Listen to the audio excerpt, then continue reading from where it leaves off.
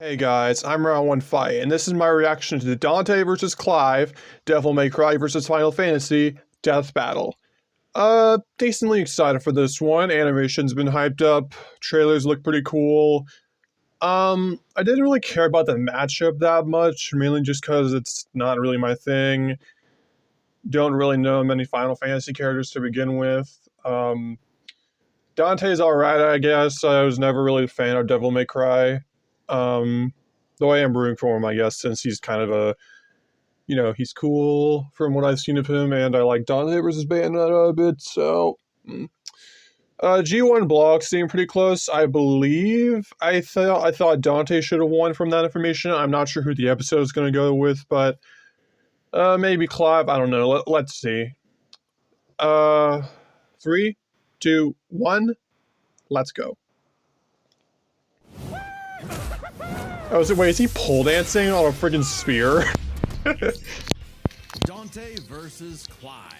DMC's Devil Hunter versus Final Fantasy's Shield of Rosaria. He's Wiz and I'm Boomstick. And it's our job to analyze their I find it weapons, funny, armor, and skills like, to find out Clive's who will win a death battle. preview had say, "Can he beat Dante from Devil May Cry?" Which was It's a hilarious. dangerous world out there.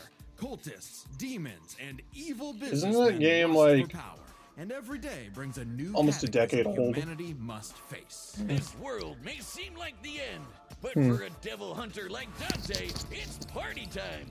Who'd expect anything less from the son of the legendary demon Sparta? A dark knight who, thousands of years ago, woke up to justice and sealed away the demon lord, Mundus. But then Sparta mysteriously died, and his wife got iced by some demons, leaving Dante and his brother Virgil separated. Despite Good-looking the manga, to be long honest. family, Dante kept a chipper attitude and set up a business dedicated to one thing. Killing demons? And with the blood of Sparta running through him, he's the best in the business. By harnessing his own demonic energy, Good music Dante playing. bolsters his Like speed, power, Snero, and blah blah blah durability, blah, letting him The block May punches and inside Zero May punches, Cry. move faster than a meteor. And regenerate like an unstoppable force of nature. I don't get that, yeah. As long as he has the energy, he can heal from getting shot, stabbed, sliced through. 6'2", not that Basically bad. anything. Even without his regeneration, he's survived heat that Also, would yeah, he reduce likes the pizza. layman to ash. But no hunter is complete without an arsenal, and Dante's got one hell of a sword left by his dad, Rebellion. Plus ebony and ivory, 2 magic pistols with endless ammo clips, and they say the perfect gift doesn't exist. But Dante's full arsenal is far larger and Did not do that. Sorry. stranger. Like King Cerberus, a shape-shifting set of elemental nunchucks. Bunch of cool stuff a pair here. of buzzsaws that are also a motorcycle. Balrog, fiery fisticuffs for boxing and capoeira, and Navan, guitar. An electric guitar. There's also Lucifer, a backpack of endless laser swords that Dante got after slaying. Actually, we never see how he beat Lucifer. Yeah, you know someone's a badass when they off-screened the actual devil. Then there's my fave, Dr. Faust, a sentient hat that turns Dante into basically Orville Peck. Oh, and shoots crystallized demon blood. Dante needed this The and fight much doing- more when he got a warm The fight welcome from the showing brother down the he preview thought probably was made a lot of dead. people happy. In a twist of fate, I've seen Virgil that was clip in alive, so many but went edits. down a very different path. While Dante was partying, Virgil studied the blade, seeking the power he needed to exert his will, even if it meant killing his own brother. Something he came close to doing in their first meeting. But the defeat only spurred Dante's awakening. He learned to teleport using Trickster, slow down time through Quicksilver, and double-team foes with Doppelganger. With a slick pose and the right timing, he can royal guard dang near anything, then use the absorbed energy to armor up as a dreadnought. And then there's Devil Trigger, a super form Dante achieves through his supernatural power. By tapping into his inner demon, Dante can fly and gains an enormous boost in speed and power. Naturally, his rematch with Virgil went very differently, and that was far from Dante's peak.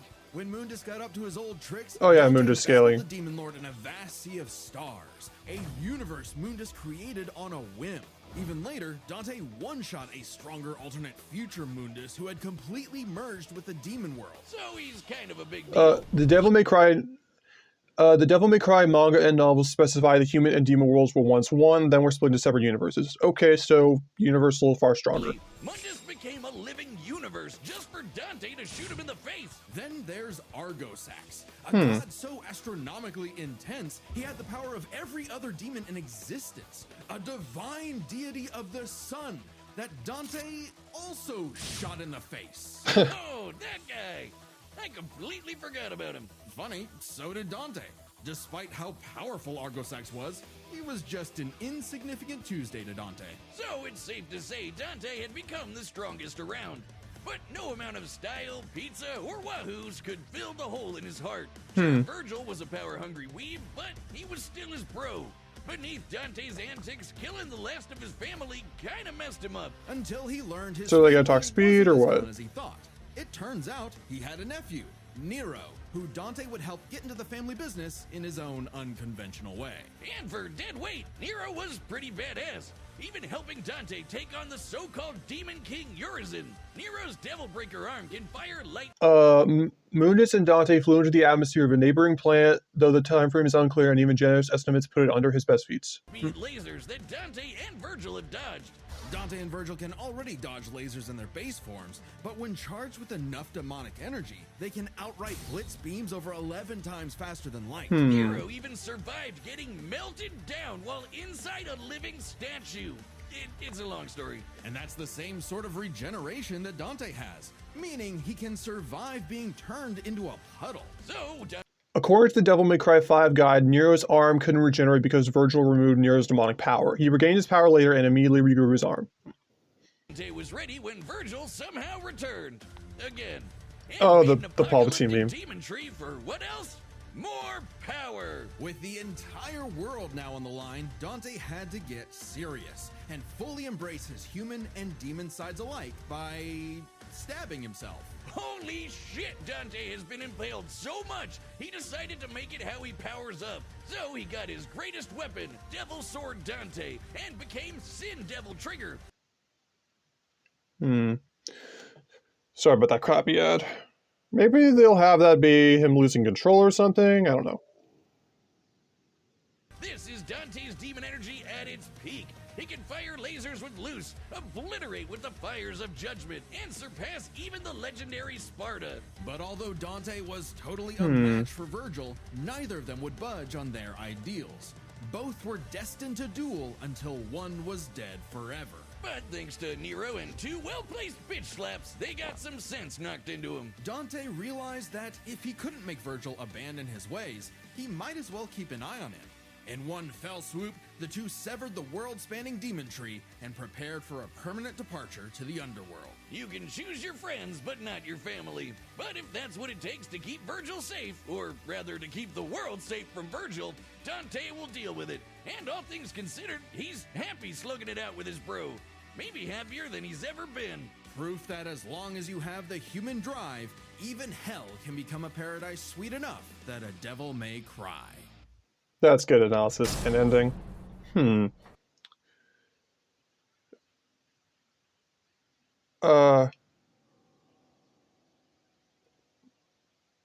I'm just let this play because I just want to talk. Okay, so far stronger power than Universal Busters, like way stronger, all things considered.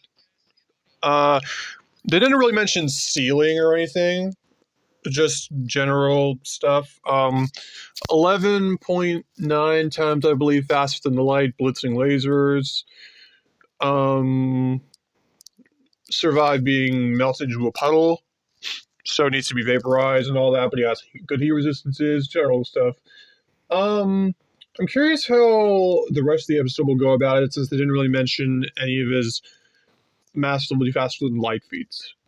But I'm assuming they'll, like, equal them or something like that in the post-analysis. Or something like that.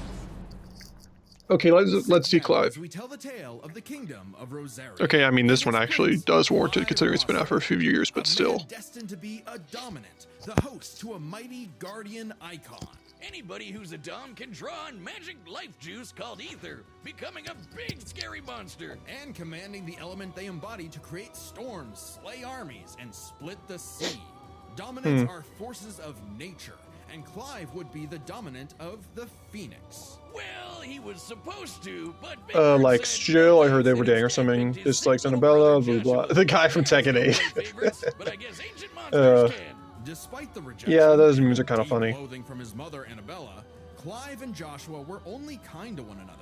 Clive saw the burden his brother bore and accepted his blessing of the Phoenix in hopes of becoming Joshua's shield. Meaning he learned a bunch of magic. He can shoot fire, teleport with Phoenix Shift, and took down this beast before he was even out of puberty. Even without magic, Clive's a capable swordsman, able to boost his speed and perception with precision dodge. But it wasn't enough when Annabella betrayed Rosaria for the Empire of Sanbreque. In one night, Clive's knights, people, and his own father were slaughtered before him. Quick, someone use a Phoenix down! Those aren't in this game. Well, that's unfortunate. But the Phoenix icon... I wonder what Final Fantasy game they were from. Maybe 7, I don't know. I don't really follow the series. Control. Clive wanted nothing more than to help his brother, and perhaps this desire awakened the icon that was in him all along. The fiery beast, Ifrit. Boy, is Ifrit a wild one. Just standing nearby will incinerate the average Joe. It can make fire barriers, regenerate lost limbs, decimate foes with a flaming spirit bomb, and shatter a walking mountain. The downside was Clive couldn't control it. He didn't even remember becoming Ifrit, or battling the Phoenix in a fight that reduced everything he loved to cinders, leaving Joshua presumed dead.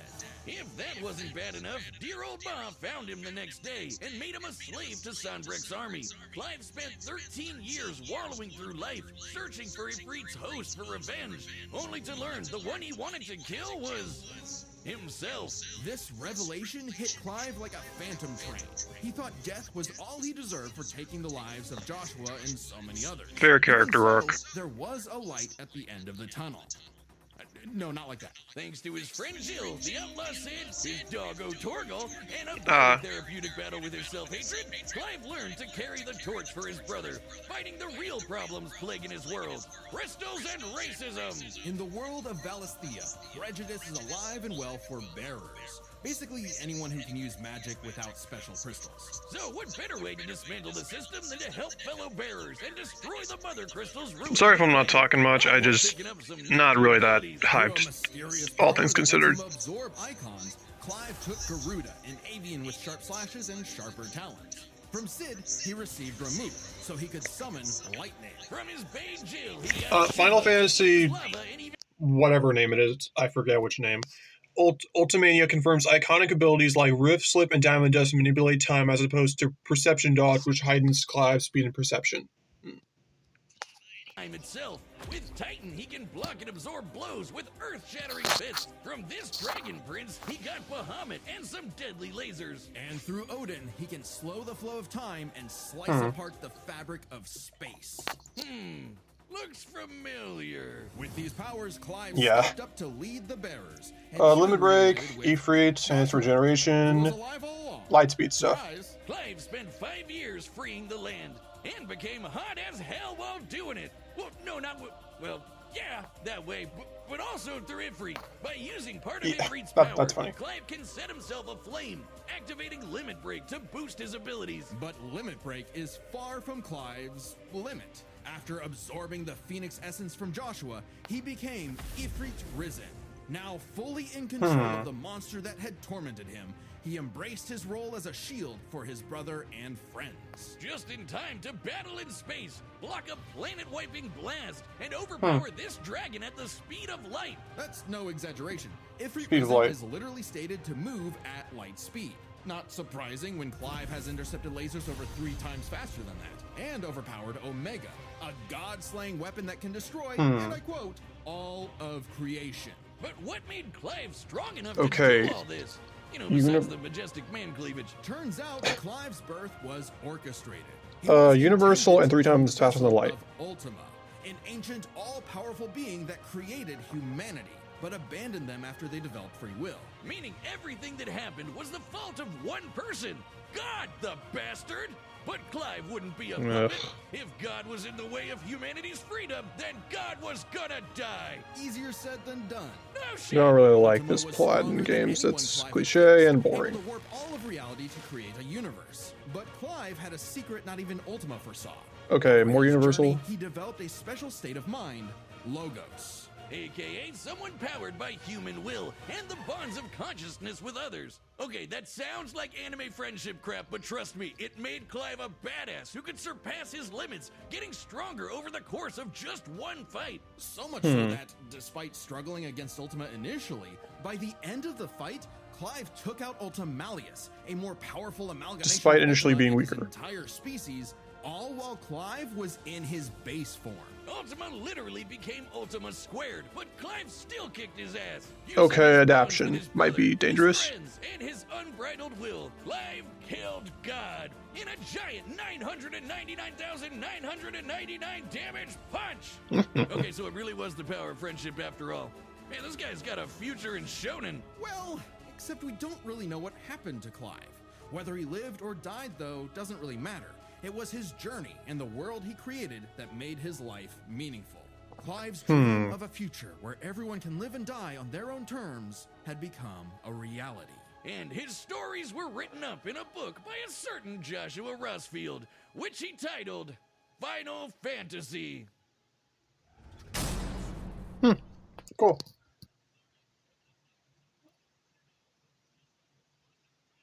Oh, I'll just pause. Okay, so I'm a bit, um, mixed here. They sounded like, Dante would be a little stronger, both upscale universes, though they made it sound like Dante did so a bit more. For faster than light values, they gave Dante about 4 times advantage. They had similar powers, I think. I might have missed a specific edge one had. I believe Dante resists fire, but he also has way better regeneration. They also mentioned Clive's adaptation, which could make him strong enough to surpass in stats, though I'm not really sure. I believe the verdict will just explain it a lot better. I think the regeneration and Dante's naturally better stats might help, though I really don't know. I'll go for Dante, though I'm assuming Clive will win if the adaptation comes in clutch. Either way, I won't be too mad whatever happens. I'm assuming that it'll be a good fight all around. But, let's see.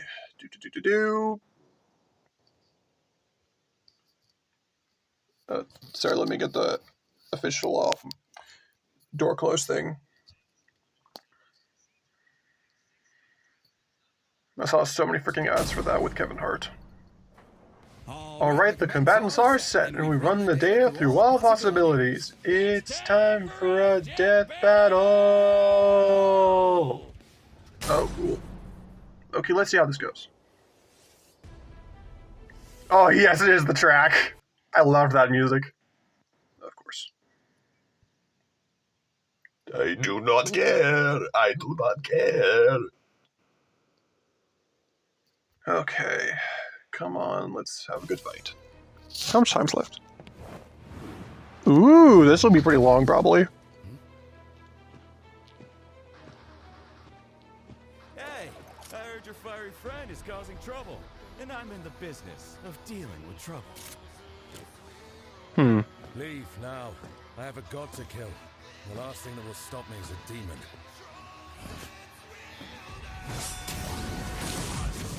Ooh, cool.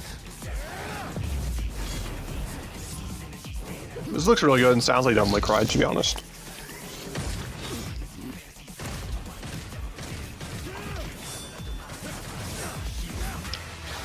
Yeah, this is a really good animation.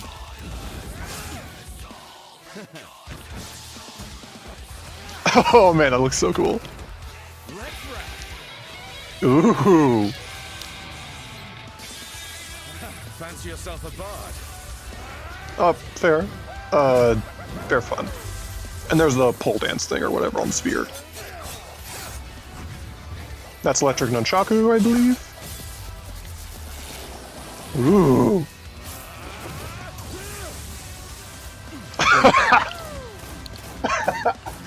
That's hilarious. That's funny. Stand rush probably.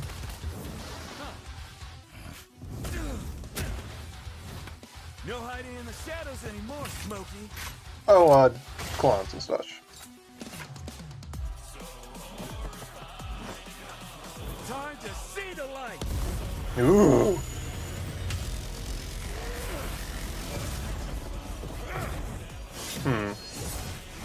I don't think that's transformation.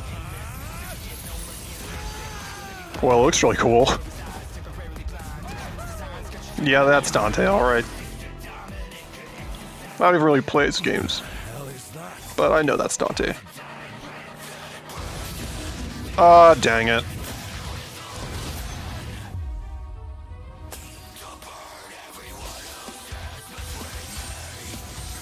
Zun. Oh, that's cool.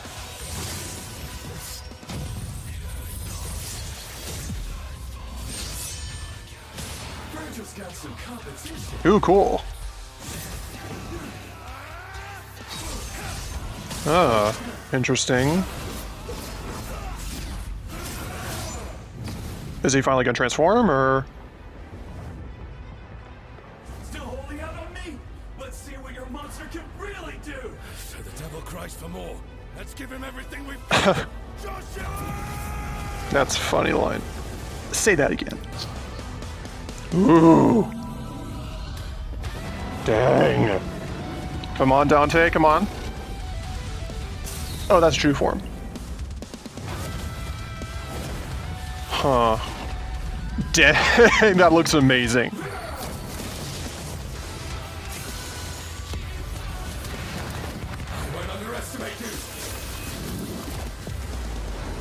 Okay, what's gonna happen? Oh!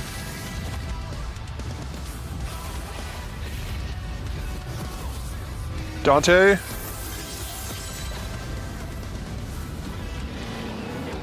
Come on, Dante, come on!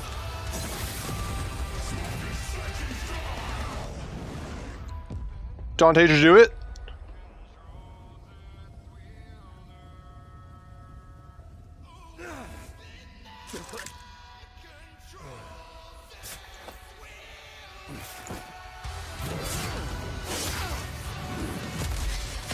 Please.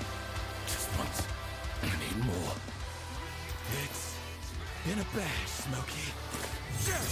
I need it. Yeah, Clive's gonna win.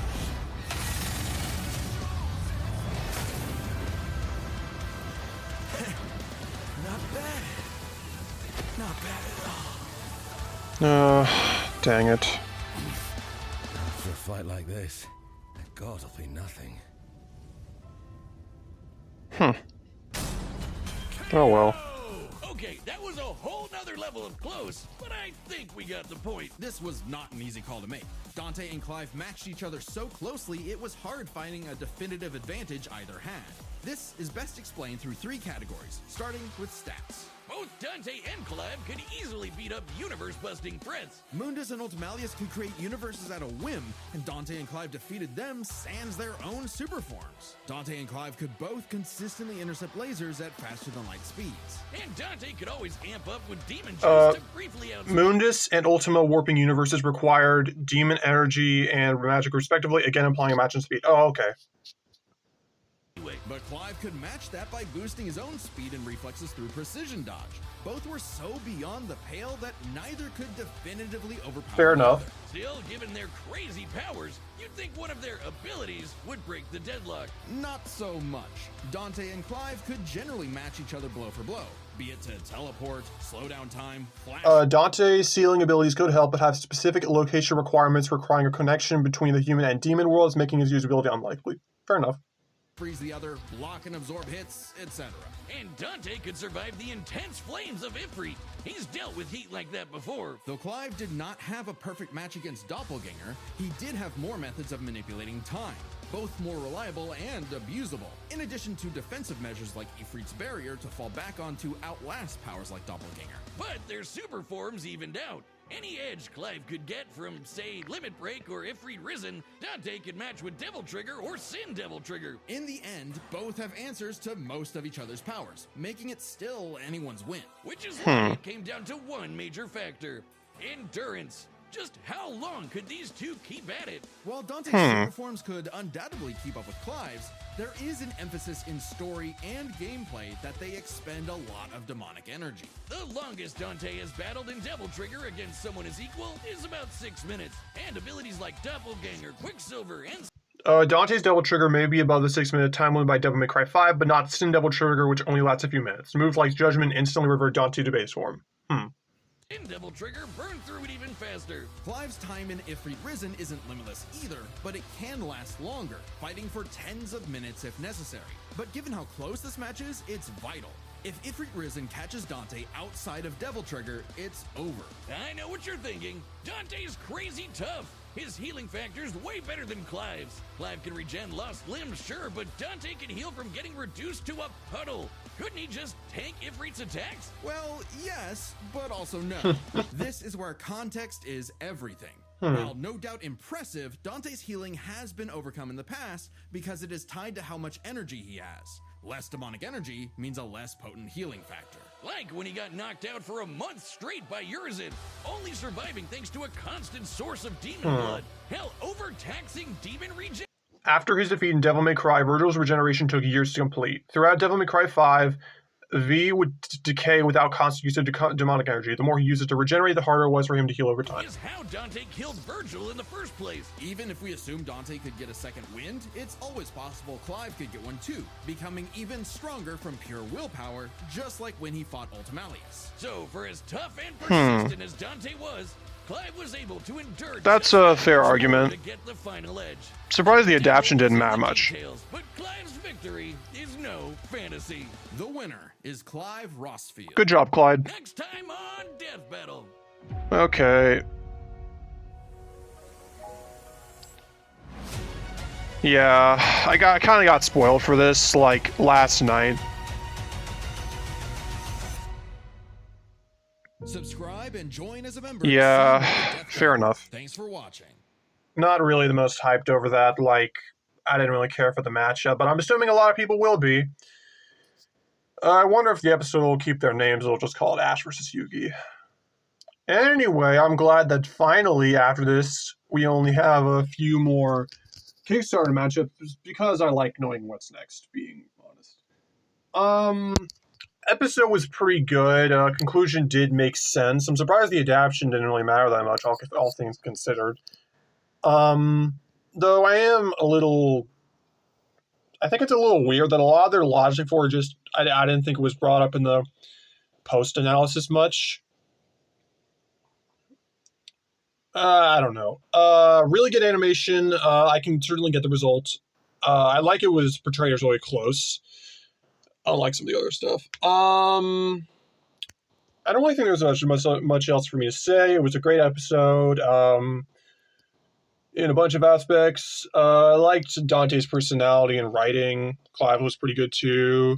I liked the game elements they threw in, like the button mash. All that stuff. Yeah, really good episode. I'll see y'all next time for Ash vs. Yugi. And be just waiting until whatever is revealed after that. Hopefully Groove vs. Megamind. And hopefully not Aang vs. Traveler, because that one sucks. Like, I don't think anybody cares about that, but whatever. Anyway, I'm Round One Fight. Have a good day, y'all. Thanks for watching. God bless. Bye.